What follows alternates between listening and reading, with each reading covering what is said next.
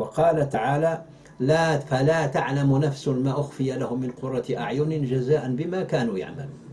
وأما النار فهي دار العذاب التي أعدها الله تعالى للكافرين الظالمين الذين كفروا به وعصوا رسله، فيها من أنواع العذاب والنكال ما لا يخطر على البال.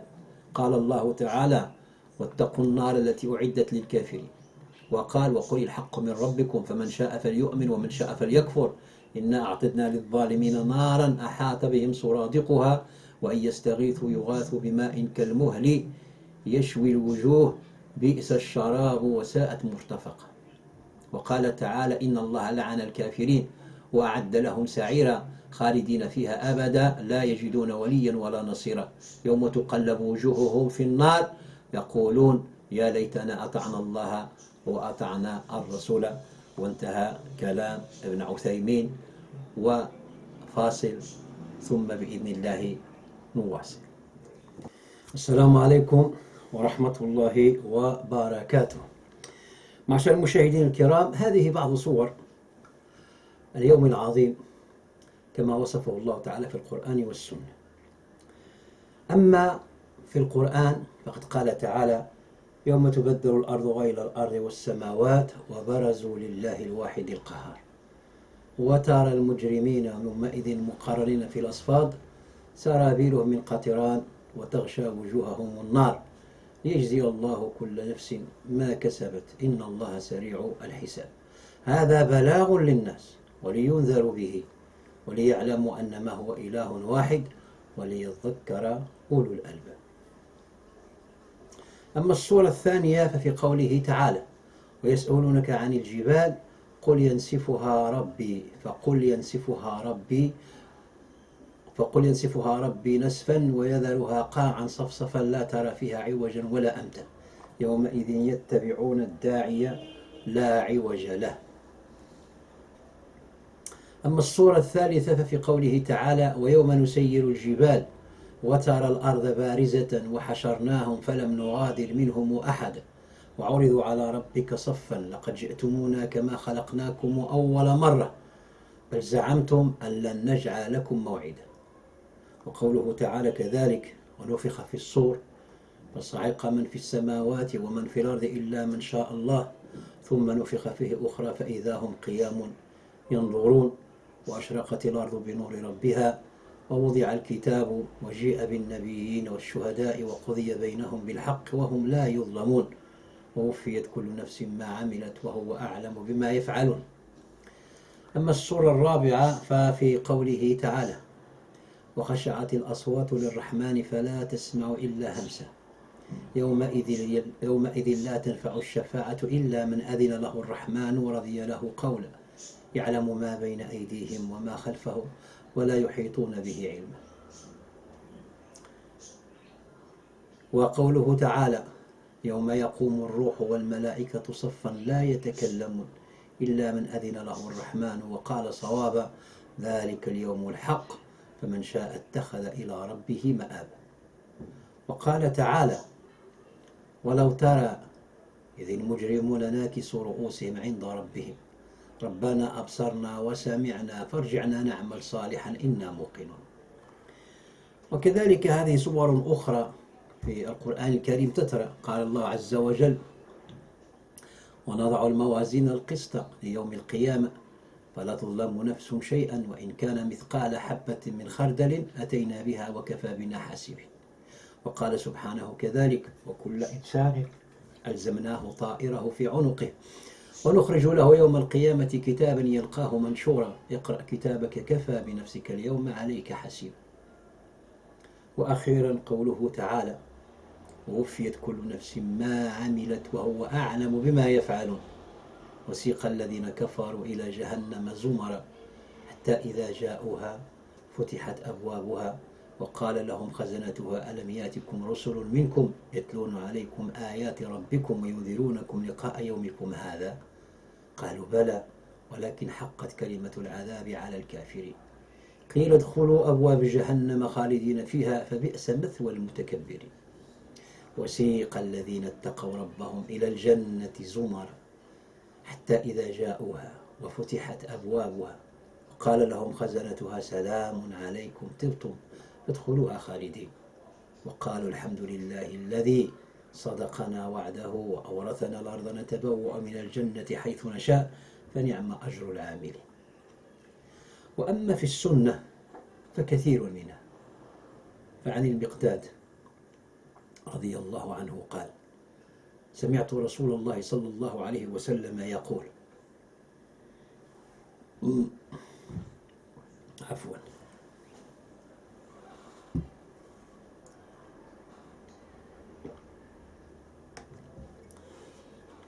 قال: سمعت رسول الله صلى الله عليه وسلم يقول: إذا كان يوم القيامة أدنيت الشمس من العباد حتى تكون قيد ميل أو ميلين، قال: فتصهرهم الشمس فيكونون في العرق كقدر أعمالهم، منهم من يأخذه إلى عقبيه، منهم يأخذه إلى عقبيه، ومنهم من يأخذه إلى ركبتيه، ومنهم من يأخذه إلى حقويه، ومنهم من يلجمه الجامل. وهذا الحديث رواه الإمام أحمد. كذلك حديث أبي أمامة الباهلي رضي الله عنه أن الرسول صلى الله عليه وسلم قال: تدنو الشمس يوم القيامة على قدر ميل ويزداد في حرها كذا وكذا، يغلي منها الهوام كما يغلي القدور، يعرقون فيها على قدر خطاياهم، منهم من يبلغ إلى كعبيه، ومنهم من يبلغ إلى ساقيه، ومنهم من يبلغ إلى وسطه، ومنهم من يلجمه العرق. والحديث كذلك عند الإمام أحمد. وحديث آخر عن أبي هريرة رضي الله عنه قال الناس: يا رسول الله أنرى ربنا عز وجل يوم القيامة. قال رسول الله صلى الله عليه وسلم: هل تضارون في الشمس ليس دونها سحاب؟ هل تضارون في القمر ليلة البدر؟ قالوا لا. قال: فكذلك ترونه يجمع الله الناس يوم القيامة فيقول: من كان يعبد شيئا فليتبعه، فيتبع من يعبد الشمس الشمس، ويتبع من يعبد القمر القمر، ويتبع من يعبد الطواغيت الطواغيت، وتبقى هذه الأمة فيها شافعوها أو منافقوها، فيأتيهم جل وعز في صورة غير صورته التي يعرفونه، فيقول: أنا ربكم، فيقولون: نعوذ بالله منك، هذا ما كانون حتى يأتينا ربنا، فإذا جاء ربنا عرفناه، فيأتيهم الله جل وعز في الصورة التي يعرفونه بها، فيقول: أنا ربكم، فيقولون: أنت ربنا، فيتبعونه، فيضرب الصراط بين ظهراني جهنم، فأكون أنا وأمتي أول من يجيز، ولا يتكلم يومئذ إلا الرسل، ودعوة الرسل يومئذ: اللهم سلم سلم. وفي جهنم كلاليب كشوك السعدان. هل رأيتم شوك السعدان؟ قالوا: نعم يا رسول الله. قال: فإنه مثل شوك السعدان، غير أنه لا يدري ما قدر عظمها إلا الله عز وجل، فيتخطف الناس بأعماله، فمنهم الموبق بعمله، ومنهم المخردل أو كلمة تشبهه، ثم يتجلى تبارك وتعالى. فإذا أراد الله عز وجل أن يخرج من النار من كان لا يشرك بالله شيئا ممن يقول لا إله إلا الله، ممن أراد الله أن يرحمه، ثم يعرفونهم في النار بأثر السجود. تأكل النار ابن آدم إلا أثر السجود، حرم الله على النار أن تأكل أثر السجود.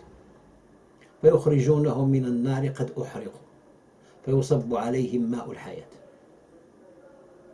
فينبتون كما تنبت الحبة في حميل السيل، ويبقى رجل مستقبل بوجهه إلى النار يقول: أي رب، أصرف وجهي عنها، قد قشبني ريحها وأحرقني ذكاؤها. فيدعو بما شاء الله أن يدعو، فيقول: هل عسيت إن أعطيت ذلك أن تسأل غيره؟ فيقول: لا وعزتك، فيعطي ما يشاء من عهود ومواثيق، فيصرف الله وجهه عن النار، فيسكت ما شاء الله، ثم يقول: أي رب، قدمني إلى باب الجنة. فيقول الله: قد أعطيت عهودك ومواثيقك، لا تسأل غير ما أوتيته، ويلك يا ابن آدم ما أغدرك. فلا يزال يدعو حتى يقول هل عسيت إن أعطيت أن تسأل غيره؟ فيقول لا وعزتك لا أسأل غيره. فيعطي ربه عهودا ومواثيق ما شاء الله، فيدنيه إلى باب الجنة. فإذا قام على باب الجنة انفاحقت له الجنة، فرأى ما فيها من الحضرة والسرور، فيسكت ما شاء الله أن يسكت، ثم يقول أي رب ادخلني الجنة. فيقول ويلك ابن آدم ما أغدرك، ألم تعط عهودك ومواثيقك ألا تسألني غير ما أعطيت؟ فيقول أي رب لا أكون أشقى خلقك. فلا يزال يدعو الله حتى يضحك الله منه، فإذا ضحك منه قال له ادخل الجنة.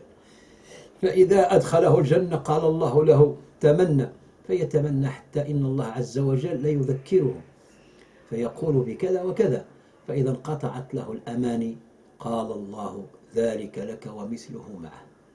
وقد قال عطاء بن يزيد وأبو سعيد مع أبي هريرة يحدث هذا الحديث لا يرد عليه شيئا من حديثه، حتى إذا قال ذلك لك ومثله معه قال أبو سعيد أشهد لحفظته من رسول الله صلى الله عليه وسلم ذلك لك وعشرة أمثاله معه.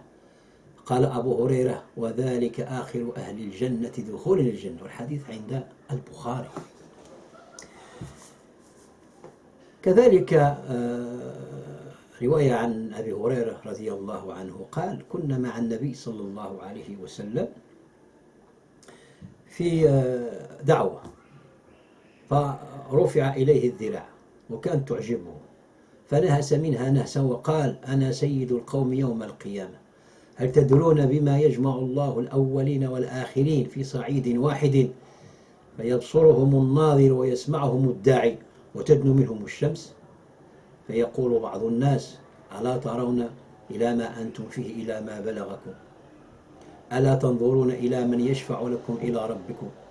فيقول بعض الناس أبوكم آدم، فيأتونه فيقولون يا آدم أنت أبو البشر، خلقك الله بيده ونفخ فيك من روحه وأمر الملائكة فسجدوا لك وأسكنك الجنة، ألا تشفع لنا إلى ربك؟ ألا ترى ما نحن فيه وما بلغنا؟ فيقول ربي غضب غضبا لم يغضب قبله مثله ولا يغضب بعده مثله، ونهاني عن الشجرة فعصيته، نفسي نفسي، اذهبوا إلى غيري، اذهبوا إلى نوح. فيأتون نوحا فيقولون يا نوح أنت أول الرسل إلى أهل الأرض وسماك الله عبدا شكورا، أما ترى إلى ما نحن فيه، ألا ترى إلى ما بلغنا، ألا تشفع لنا إلى ربك؟ فيقول ربي غضب غضبا لم يغضب قبله مثله ولا يغضب بعده مثله، نفسي نفسي. يأتوا النبي صلى الله عليه وسلم فيأتوني فأسجد تحت العرش فيقال يا محمد ارفع رأسك واشفع تشفع وسل تعطى. الحديث مشهور قد رواه الكثيرون بسياق كثيرة كأحمد والبخاري وغيرهم. والآن من باب التذكير أضع بين يدي المشاهد الكريم والمشاهدة الكريمة حديثين عظيمين لا بد من تحقيقهما يوم القيامة.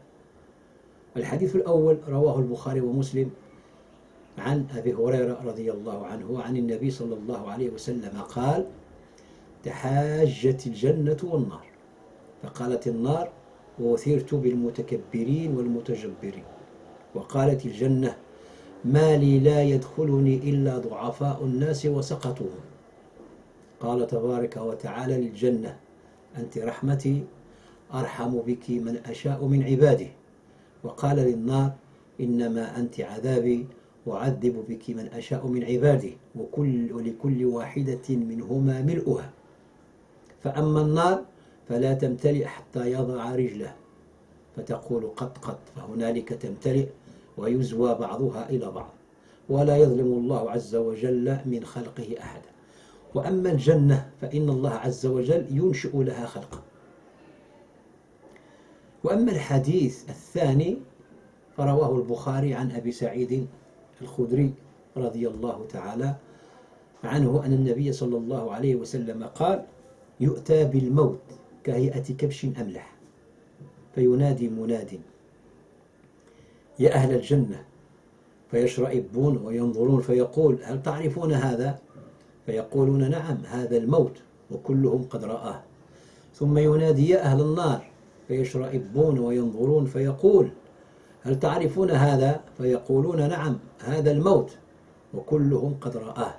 فيذبح، ثم يقول يا أهل الجنة خلود فلا موت، ويا أهل النار خلود فلا موت. ثم قرأ وأنذرهم يوم الحسرة إذ قضي الأمر وهم في غفلة، وهؤلاء في غفلة أهل الدنيا وهم لا يؤمنون. وقد يستشكل البعض الحديث ظانين أن المراد بالموت هو ملك الموت، وهذا غير صحيح. فالمقصود بالكبش هو نفس الموت، يمثله الله سبحانه وتعالى بكبش محسوس.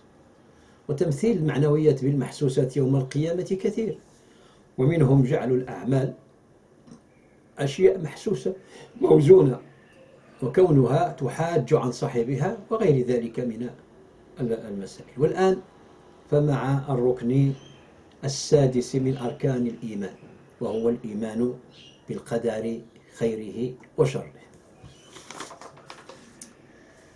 كلما أردنا أن نتحدث عن القدر علمنا أن ذلك كان في علم الله الأزلي، وما يقع اليوم وغدا إنما هو تحقيق له على الفعل. وأهل العلم جعلوا للقدر مراتب وصلوا إليها باستقراء الكتاب والسنة ليسهلوا للناس معنى القدر للإيمان به.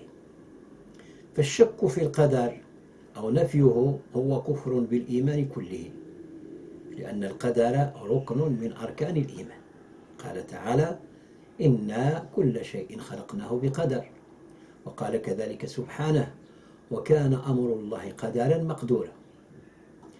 وفيما يتعلق بمسألة الترتيب الزمني بين مراتب التقدير، وهي كما تعلمون العلم والكتابة والمشيئة والخلق، فأما العلم فليس له أول، لأن علم الله تعالى صفة ذاتية فهو أزلي لم يزل موجودا. وأما الكتابة فهي حادثة ومتأخرة عن العلم، وقد كانت قبل خلق السماوات والأرض ب50,000 سنة، كما قال رسول الله صلى الله عليه وسلم كتب الله مقادير الخلائق قبل أن يخلق السماوات والأرض ب50,000 سنة، والحديث عند مسلم.